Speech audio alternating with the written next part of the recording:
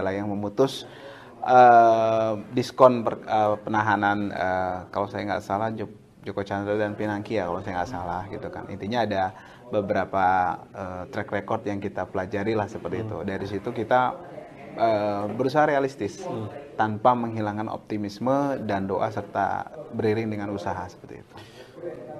Keputusannya itu menguatkan atau menganulir biasanya seperti itu. Nah, kalau bahasanya yang saya dengar dari media mungkin yang dimaksud adalah menguatkan putusan Pengadilan Negeri DKI Jakarta Timur ya. Nah, tapi untuk apa tanggapan kita masih menunggu relas resminya, Bang. Jadi relas resminya kita dapat nanti, setelah itu baru kita akan diskusikan di internal juga dengan Habib dan Habib Hanif serta Andi Tatat dan kuasa hukumnya Pak Mihdan, baru kita akan putuskan nanti apakah mau kasasi atau seperti apa lagi nanti seperti itu. Jadi langkah ke depannya belum ada atau bagaimana? Iya, kita belum dapat relasnya problemnya nih. Nah, kita tunggu relasnya dulu. Kalau relasnya sudah ada, kita lihat semua menyeluruh putusannya, baru kita bisa ambil keputusan nantinya. Mau ditindaklanjuti seperti apa. Ya, kita berharap kalaupun putusannya sudah keluar, putusannya menguatkan, kalaupun benar ya, alhamdulillah gitu kan, berarti jalan panjang perjuangan masih terbentang gitu kan. Biarlah kezaliman milik mereka, urusan mereka, kemudian perjuangan itu urusan kita, urusan kami, dan kemenangan itu milik Allah semata. Kita akan perjuangkan habis-habisan untuk keadilan Habib Rizik dan kawan-kawan. Assalamualaikum warahmatullahi wabarakatuh. Kerabat Nino Warisman channel di Blessing News Plus atau Breaking News Plus. Belum bisa kering air mata jika ada kezaliman yang tergelar. Seorang ekonom senior, Bang Ihsanuddin Nursi, menuliskan ini. Saat ketidakadilan lahir dari rahim syaitan, maka kehidupan syarat dengan penderitaan. Walau kebahagiaan, ketentraman, dan kehormatan ada di permukaan, ia cuma kemasan yang ceria dengan kepalsuan. Ketidakadilan menjadi aura kebersamaan, dan kebersamaan itu dirajut dengan benang keterpaksaan, ketertindasan, dan kehinaan. Lantas menjadi hilir semuanya kemapanan, tak pelak ketidakadilan menjadi siklus kebendaan. Saya tertarik sekali ya dengan kalimat tak pelak, nggak bisa dihindarkan, ketidakadilan menjadi siklus kuasa kebendaan, materialisme. Ini dunia yang diisi, dunia itu diciptakan secara materi. Dunia itu adalah materi. Jadi bola-bola bumi, bola matahari, ya bola planet-planet, semuanya adalah materi. Materi di benda materi di angkasa. Manusia juga materi. Tapi ada sifat yang lebih daripada materi, yang immaterial. Nah, itu adalah pikiran, itu adalah cinta, adalah iman, ya.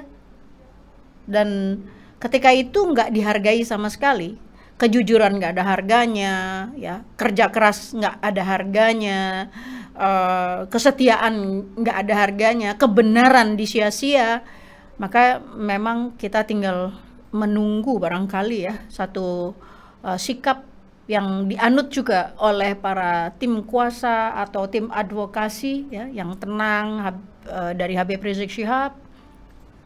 Tunggu sampai di pengadilan akhirat, karena semuanya memang terlalu sumir di dunia ya. Kita tidak bisa bilang A atau B ya, karena ketika kita berada di bawah atau di dalam posisi kita dalam kekuasaan ya, kekuasaan itu bukan pemegang kekuasaan tapi yang dikuasai, maka tidak ada tempat yang lain untuk mengadu kecuali memang kita mengadu kepada yang maha memiliki segalanya.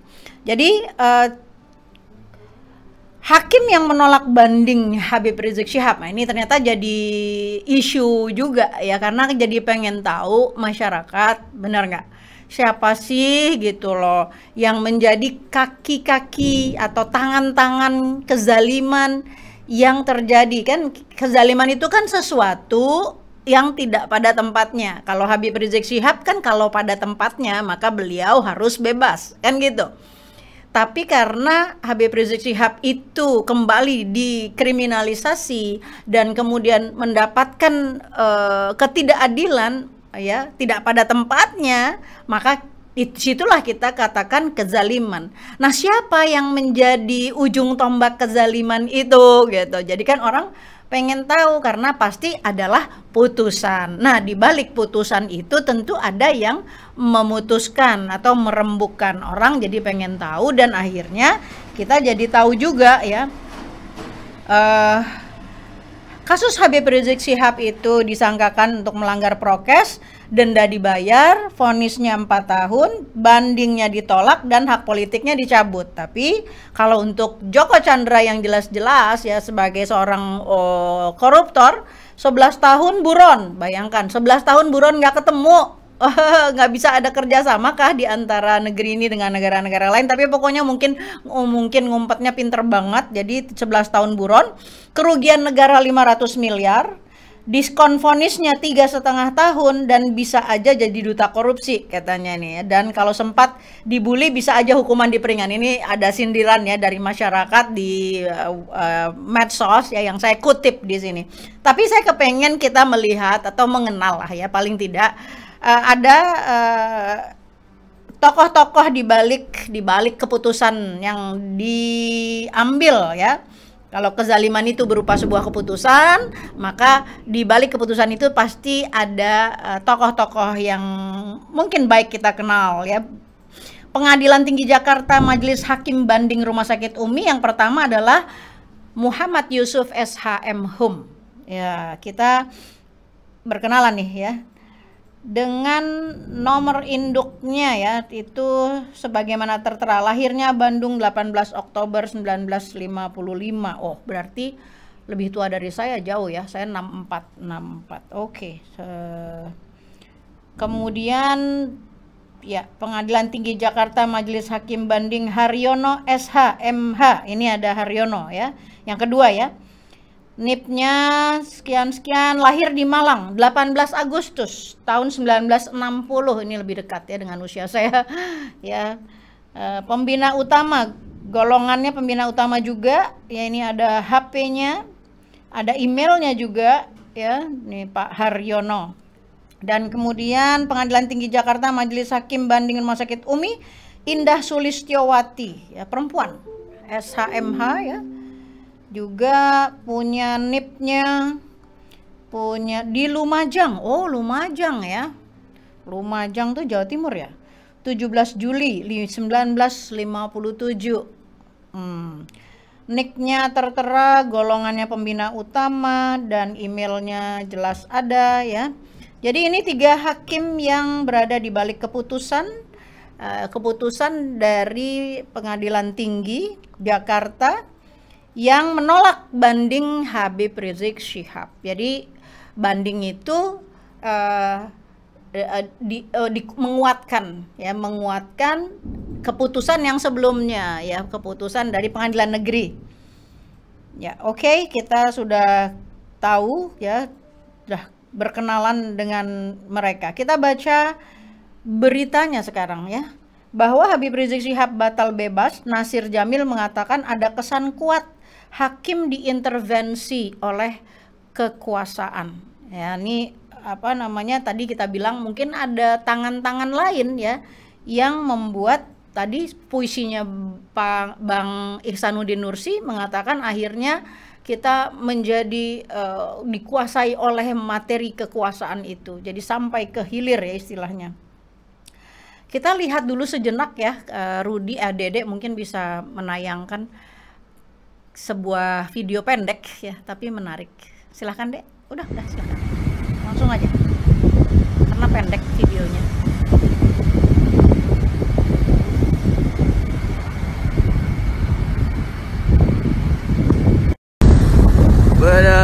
Menyala. Rest in peace keadilan. Oke? Ya, itu artinya masyarakat juga memberi tanda kepada sebuah peristiwa. Kalau alam memberi tanda kepada kita, jika ada gemuruh ya, gelegar yang kita diberitahu ini akan hujan besar sekali ya. Masyarakat kaum seniman, muralis, ya, mereka juga memberi tanda, mereka beresiprokal, ya, mereka berinteraksi dengan semua kejadian yang mereka fahami atau mereka persepsikan, dan salah satunya yang ada tadi di pinggir sungai, RIP, rest in peace, keadilan sudah mati. Ya, kita melihat betapa banyak orang-orang yang sangat mencintai Habib Rizik Syihab, ya, bukan hanya keluarganya, tapi salah satu surat yang mengharukan dari Gus Nawawi, dari LP Pasuruan untuk Habib Rizik Syihab, kita baca ya. Jadi suratnya ada fisiknya, tapi kita baca ada surat yang mengharukan. Ini dia suratnya, ya. Assalamualaikum warahmatullahi wabarakatuh. Ya Habib, saya punya putra, namanya sama dengan nama antum. Saya punya putri, tanggal kelahirannya sama dengan tanggal kelahiran antum. Saya ditahan pada malam yang sama dengan antum ditahan, dengan persoalan yang sama, yaitu sama-sama dicari-cari kesalahan dan dipaksa harus bersalah, serta dibesar-besarkan kesalahannya itu, maksudnya demi kepentingan hawa nafsu kekuasaan. Saya juga sudah bermimpi didatangi dan dipeluk sama antum. Semoga itu semua menjadi isyarah dan bisyarah kelak di akhirat bersama antum. Mohon doanya ya Habib, agar saya sekeluarga diberikan kekuatan, kesabaran, dan ketegaran. Semoga antum tetap kokoh dan istiqomah meski diterjang ombak kezaliman penguasa. Duh, dada terpukul ya mendengar ya. Tetap kokoh meskipun dihantam oleh badai ombak, diterjang oleh ombak kezaliman penguasa. Nah, ini suatu hal yang tidak bisa dihindari. Kebenaran itu atau suara kebenaran itu tetap tetap sudah pada galibnya, fitrahnya, dia akan terus berbunyi, akan terus bergema, karena nggak bisa seorang yang tidak mau mencuri tidak bisa dipaksa mencuri. Seorang yang tidak mau melakukan perbuatan yang nista, ya, apapun saja, dia nggak bisa dipaksa. Kalaupun misalnya dia melakukan, pasti dia melakukan itu dengan terpaksa sekali atau sangat menderita sekali gitu. Nah, artinya apa? Artinya memang Allah Subhanahu wa Ta'ala, Tuhan yang Maha Kuasa, berdaulat atas kebaikan. Jadi kebaikan di muka bumi itu adalah miliknya, milik Tuhan, milik Allah Subhanahu wa Ta'ala. Dia akan tetap hidup. Tidak mungkin ada orang jahat semuanya, tidak mungkin. Pasti ada orang jahat. There is good and bad in everyone, kalau katanya Beatles seperti itu. Nah, jadi kita masih terus akan satu ya, kita tetap berdoa seperti kata Brother Aziz tadi. Ya, kita akan terus tetap berdoa. Tapi apa keputusannya? Keputusannya adalah tetap ya melangkah. Apa langkahnya? Ini dia. Ya. Kuasa hukum dari mengenai banding HRS ditolak, kuasa hukum mengatakan atau tim advokasi mengatakan kemungkinan besar kami kasasi ke MA. Kemungkinan besar ya, kita melihat kemungkinan besar. Jadi dan satu berita dari Fakta Kini ya, Kecam Haryono CS, hakim yang tolak banding HRS. Ulama mengatakan sampai jumpa di pengadilan akhirat. Kita baca apa yang dikatakan tentang hakim di Fakta Kini. Ya. Hukuman Joko Chandra dan Pinangki dipotong oleh hakim yang sama.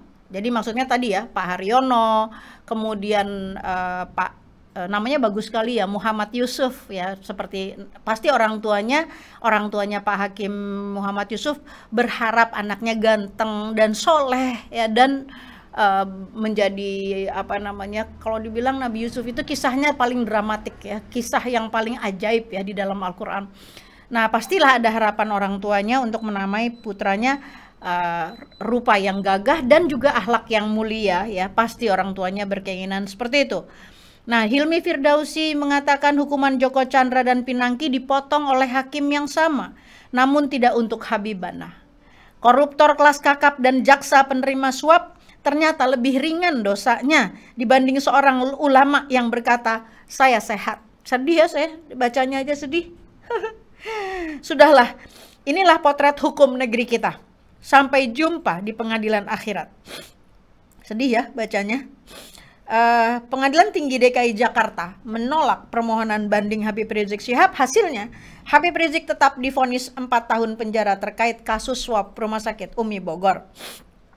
Perkara nomor 210 juga dikuatkan di mana atas nama terdakwa Muhammad Rizik bin Hussein Syihab alias Habib Muhammad Rizik Syihab dalam perkara di Pengadilan Tinggi nomor 210 Pitsus tahun 2021 Pengadilan Tinggi DKI di Pengadilan Negeri dijatuhi hukuman pidana penjara selama 4 tahun. Jadi di kerangkanya adalah 10 tahun ya di dalam hukum jika menyebarkan berita bohong dan menimbulkan keonaran gitu, itu 10 tahun, tetapi oleh jaksa itu dituntut 6 tahun dan kemudian dijatuhkan vonis selama 4 tahun dan dikuatkan oleh pengadilan banding di Pengadilan Tinggi yang baru saja diterima oleh Habib Rizik Syihab.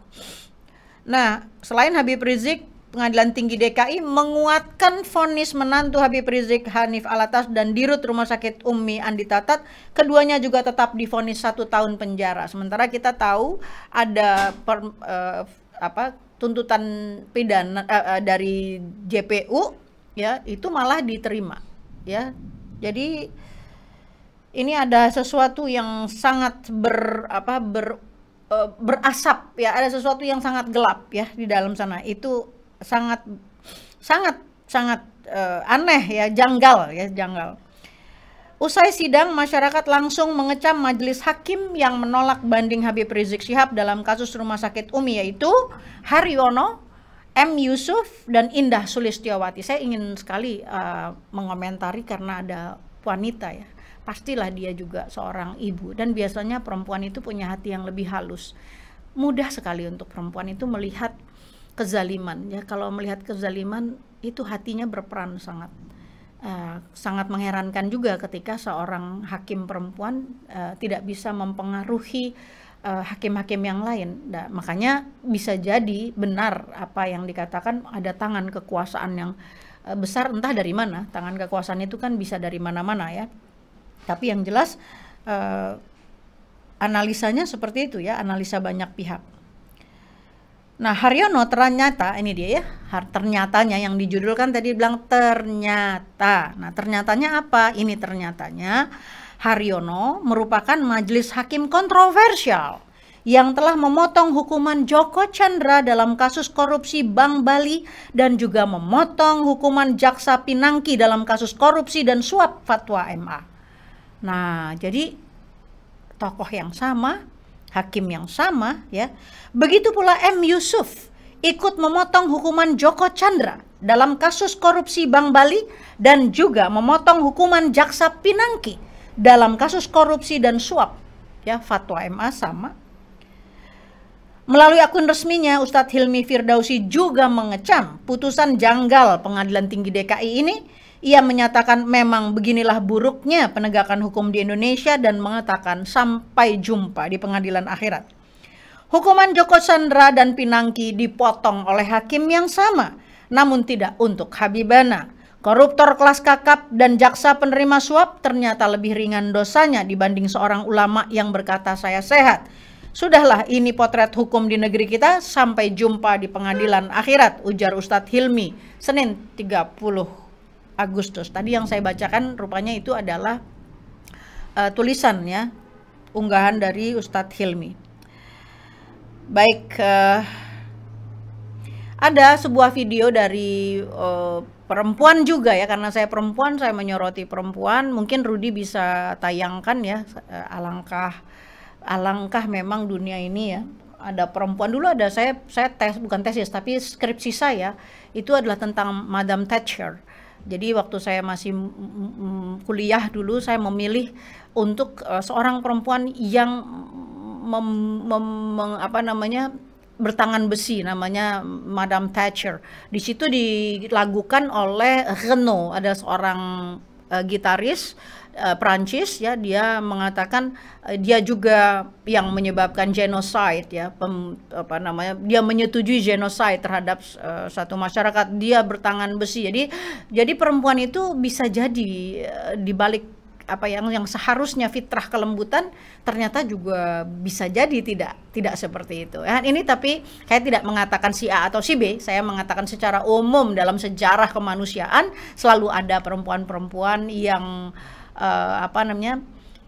keras gitu ya, perempuan-perempuan yang berkuasa atau perempuan-perempuan yang juga melakukan tindakan-tindakan yang kita bilang itu bukan tindakan seorang bersama, kayak misalnya perempuan main tinju, itu buat saya itu bukan wilayah perempuan. Tapi sorry untuk yang memang menyukai olahraga keras seperti itu, ya silahkan aja. Tapi maksud saya dipukul sedikit aja sakit gitu kan. Kalau perempuan kan tubuhnya lebih kulitnya lebih lembut gitu kan, memang diciptakan untuk seperti itu. Tapi itu tentu saja itu adalah hak setiap perempuan ya. Baik, kita lihat dulu videonya. Pengadilan Tinggi berpendapat bahwa apa yang sudah dipertimbangkan oleh Pengadilan Negeri, dalam hal ini Pengadilan Negeri Jakarta Timur, itu sudah tepat, dan Pengadilan Tinggi menguatkan putusan Pengadilan Negeri Jakarta Timur untuk ketiga perkara tersebut. Tuh, ya. Jadi setelah putusan ini nanti hari ini atau paling lambat besok akan dikirimkan ke Pengadilan Negeri Jakarta Timur untuk diberitahukan kepada pihak-pihak baik penuntut umum maupun para terdakwa. Nah, setelah mereka menerima pemberitahuan putusan itu, mereka punya waktu 14 hari untuk mengajukan kasasi ke Mahkamah Agung dalam hal mereka tidak menerima putusan. Tapi kalau mereka menerima, ya perkaranya selesai. Ya, sebagai bahasan bacaan yang terakhir saya bacakan ini dari Fakta Kini, bahwa kuasa hukum Habib Rizik telah memberikan respons terkait putusan ini melalui Aziz Yanuar SH. Mereka menyatakan tidak kaget atas putusan ini, apalagi setelah melihat track record para hakim yang ternyata justru memberikan korting hukuman untuk para koruptor. Ya, Aziz mengatakan ia masih menunggu rilis resmi putusan, namun mengungkap kemungkinan besar akan mengajukan kasasi ke Mahkamah Agung. Baik, ini yang tertera dalam video banding HRS ditolak Pengadilan Tinggi DKI, kuasa hukum kemungkinan besar kami ke kasasi MA. Baik, tinggallah apapun pendapat yang kita miliki ya, tapi akhirnya kita akan mengembalikan semuanya karena mudah bagi Allah Subhanahu wa taala untuk melenyapkan apapun saja atau menyelenggarakan apapun saja. Jadi saya kira pada hari ini kita berduka karena keadilan telah mati ya, dan kemarin juga masih ada dua video yang akan saya tayangkan di belakang untuk bersyukur karena menantu Habib Rizik Syihab selamat, walaupun termasuk orang yang diamankan begitu. Dan juga semoga rekan-rekan, kawan-kawan, umat, masyarakat yang terkena tembakan gas air mata yang sangat zalim juga ya, tidak pada tempatnya untuk menembaki masyarakat seperti itu ya. Berkali-kali saya katakan itu sangat zalim dan tidak boleh terjadi lagi ya. Mudah-mudahan juga segera sembuh ya. Juga yang mengenai para aparat yang juga masih muda-muda dan terkena juga, mereka juga manusia ya kulitnya. Jadi bukan hanya yang datang, tapi juga yang bertugas juga terkena, dan itu juga perih juga. Pasti istri-istri mereka juga bersedih karena suami-suami mereka yang bertugas. Nah, mudah-mudahan dalam bertugas itu tidak terjadi kekerasan, walaupun tetap masih ada yang dipukul, diperlakukan dengan anarkis ya oleh aparat. Kita masih terus saja menghimbau dan berharap bahwa pemerintah dan juga penegak pengamanan ya, kan tugas polisi adalah mengayomi masyarakat ya. Ini tidak semena-mena, tidak melakukan tindakan yang buruk kepada masyarakat. Nah, sebagai penutup, kerabat semuanya, saya ingin hadirkan Habib Hud bin Muhammad Al-Baghir Al-Atos ya, yang saya menangkap getaran dukanya ya, mengirimkan Fatihah khusus untuk Habib Muhammad Rizik bin Hussein Syihab. Saya sebetulnya ingin juga menayangkan video dari putri beliau ya, Mbak Aida, yang memberikan juga Tapi saya belum tahu apakah adik siap untuk memberikan video tersebut. Tapi kalau enggak nanti bisa untuk lain kali kita tayangkan secara khusus karena itu adalah satu hal yang sangat pribadi dari seorang putri kepada ayahnya. Gitu ya, nanti itu kita berikan. Nanti saya di Turki, insya Allah Dede dan Rudi akan menghadirkannya untuk semua kerabat. Kalau yang kali ini sebagai penutup, yuk kita hadirkan Habib Hud bin Muhammad Al-Baghir Al-Atos, dan kemudian sebagai pengingat saja ada 2 video di belakang yang berasal dari kejadian kemarin. Itu saja, dan kita terus bekerja untuk kebaikan. Karena Allah dan Rasulnya serta orang mukmin melihat hasil pekerjaanmu dan kelak akan ditampakkan dari sisinya yang gaib tentang apa-apa yang engkau kerjakan itu. Jangan pernah putus asa, terus berjuang. Assalamualaikum warahmatullahi wabarakatuh. Ada nggak? Kalau misalnya Ayolah. Boleh tuh. Kabur tuh polisi gitu. Kabur polisi gitu, kabur. Cemen. يا رب جنية السهالة وسلامة والحماية والرعاية للحبيب محمد رزق شهاب، أن الله ينصره، أن الله يؤيده، أن الله يفتح عليه علم الدنيوي والأخروي وعلم الأحكام وعلم العدالة في خير ولطف وعافية، وإلى حضرة النبي الفاتحة.